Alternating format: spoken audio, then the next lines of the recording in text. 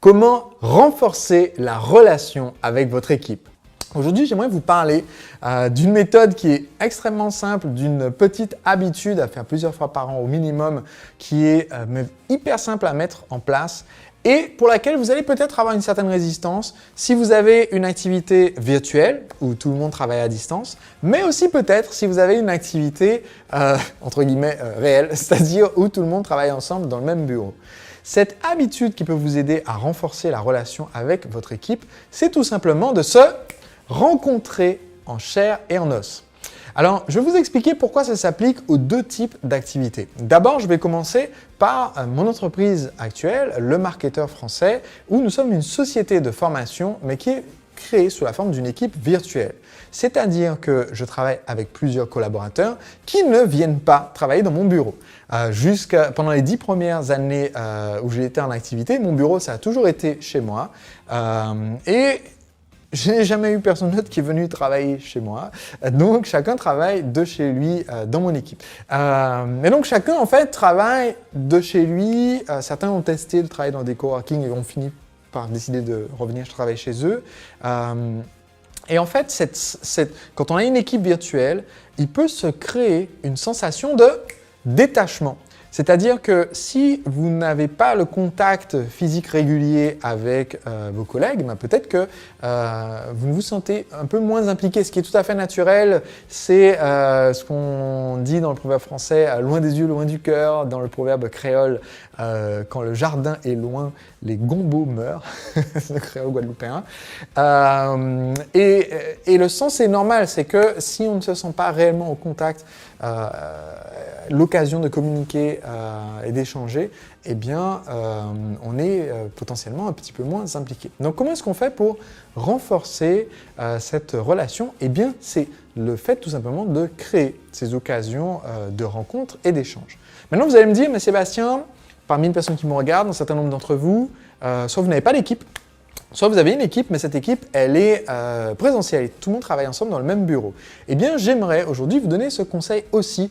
Pourquoi? Parce que le fait de travailler côte à côte ne veut pas forcément dire qu'on a l'occasion d'apprendre à mieux se connaître. Parce que peut-être qu'effectivement, autour de la machine à café, il y a l'occasion de discuter de ce qui est passé à la télévision hier soir, discuter des élections présidentielles, discuter du nouveau projet qu'on doit livrer à un gros client la semaine prochaine. Mais ce n'est pas une occasion d'apprendre à mieux connaître les personnes en n'étant pas poursuivi par le quotidien de l'entreprise. Donc, c'est pour ça que je recommande en fait d'avoir un espace et nous, ça a pris très longtemps avant qu'on commence à le faire dans l'équipe Le Marketeur Français, mais on a vu l'impact en fait, ne serait-ce que lors du dernier séminaire Entrepreneurs Libres que j'ai organisé à Paris. On accueille 400 personnes, 400 entrepreneurs, on leur crée 3 jours de transformation, d'immersion dans ce séminaire-là, qui est différent d'autres formats qu'on peut faire pour nos clients, mais là, on a vécu 3 jours avec l'équipe et avec les clients. Et à la fin, en fait, c'est bien de prendre un temps. On l'a pris en équipe à la fin de cette journée-là pour trinquer. Alors, comme j'avais décidé de ne pas boire d'alcool du tout de toute l'année 2017, c'était pour moi un verre d'eau. J'ai décidé pour trinquer, mais juste pour avoir le temps de passer un petit moment ensemble et juste de profiter de la joie d'être ensemble. Une petite image prise par une petite souris discrète pendant cet événement. Je trinque, hein. Allez, on trinque. Et donc, ce qui s'est passé par contre après, c'est qu'on a aussi pris le temps, on prend le temps, quand on est faire un événement en équipe, on prend le temps le soir même, on prend le temps aussi, et on a pris le temps cette fois le lendemain matin de discuter en fait, de débriefer et de parler des perspectives d'avenir. Mais en fait, ce qui est intéressant, c'est que ce temps que vous passez en équipe à parler de la vision à long terme, à parler de perspectives d'avenir, c'est aussi un temps qui permet aussi de créer des connexions. Et ça peut sembler paradoxal parce que ça reste un temps professionnel. Je ne dis pas partir faire un match de foot ensemble ou aller faire une soirée au casino ensemble, même si sûrement ça serait peut-être une bonne idée.